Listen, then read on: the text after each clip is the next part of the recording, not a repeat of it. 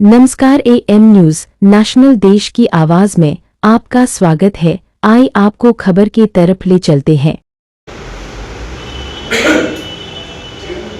अखिल भारत हिंदू महासभा 17 अप्रैल को सीलमपुर में हुए कुणाल की जघन्य हत्या की कड़ी निंदा करती है और यह बड़े दुर्भाग्य का विषय है कि पश्चिम बंगाल के अंदर हिंदुओं की हत्याओं का जो विभत्स दृश्य नजर आ रहा है, क्या कुणाल की हत्या के माध्यम से पश्चिम बंगाल की घटना को दिल्ली में दोहराने का इन जिहादियों का कोई षड्यंत्र है?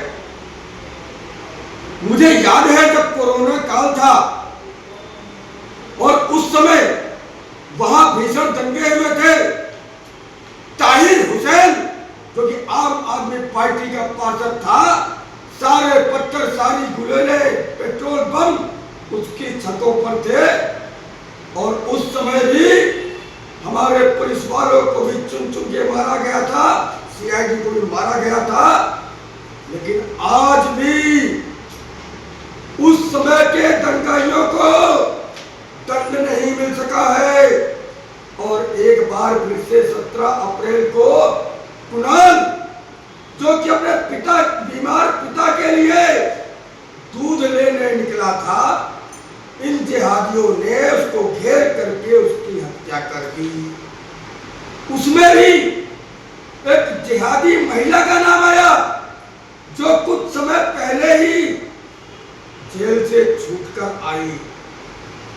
कहा तो जाता है कि वो लोग पुनः अरेस्ट हो गए हैं, लेकिन उनको गिरफ्तार करना कुछ समय बाद कानून की खामियों को देखते हुए छोड़ देना, अर्थात उनको ये स्वतंत्रता देना कि आप फिर से हिंदुओं पर हमला करिए और हिंदुओं को मारिए। मैं बड़ी बात स्पष्ट बताना चाहता हूं कि कुरान मजीद की 26 आयतें जो कि गैर मुस्लिमों को मारने का आदेश देती हैं और साथ ही साथ जो गैर मुस्लिमों को मारता है उनको जन्नत का लोभ देती है।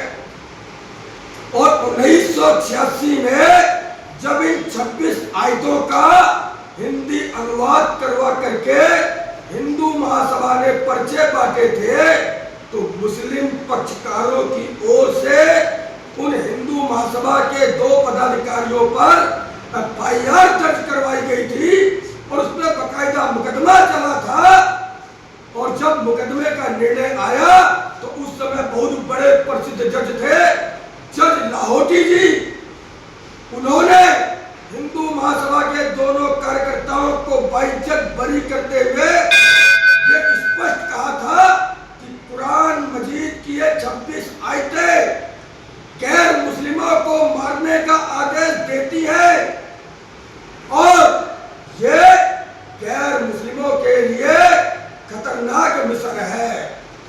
लाहौटी साहब का निर्णय 1986 के आसपास आया और उस निर्णय के खिलाफ कोई भी मुस्लिम पक्षकार उस निर्णय को चुनौती देने के लिए हाई कोर्ट या सुप्रीम कोर्ट की शरण में नहीं गया था, जिसका अर्थ यही होता है कि मुस्लिम पक्षकारों ने उन 26 आयतों पर आए गए निर्णय को स्वीकार किया था। और वह 26 आयतें आज भी जो कि तो कुरान मजीद में मौजूद है, जो आज की मुस्लिम पीढ़ी को इसी प्रकार हिंसा का संदेश देती है। हिंदू महासभा का मानना है कि जब तक ये 26 गैर मुस्लिम विरोधी आयतें रहेंगी, ये जिहाद का तांडव, हिंदुओं की हत्याएं बदस्तूर जारी रहेंगी। जब हम बदलाव की बात करते हैं, जब हम परिवर्तन की बात करते हैं, तो सारे के सारे बदलाव, सारे के सारे परिवर्तन, वो चाहे न्यायपालिका हो, वो चाहे कार्यपालिका हो या कोई भी संवैधानिक संस्थान हो, केवल हिंदू धर्म में ही नजर आते हैं। इस्लाम में उनको कोई कमी नजर नहीं आती। जो गैर मुस्लिमों की हत्या का आदेश देते हैं उनमें उनको कमी नजर नहीं आती।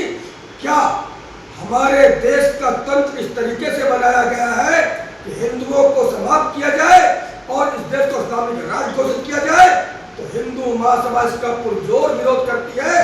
भारत को किसी भी कीमत पर इस्लामिक राष्ट्र नहीं बनने देगी। भारत हिंदू राष्ट्र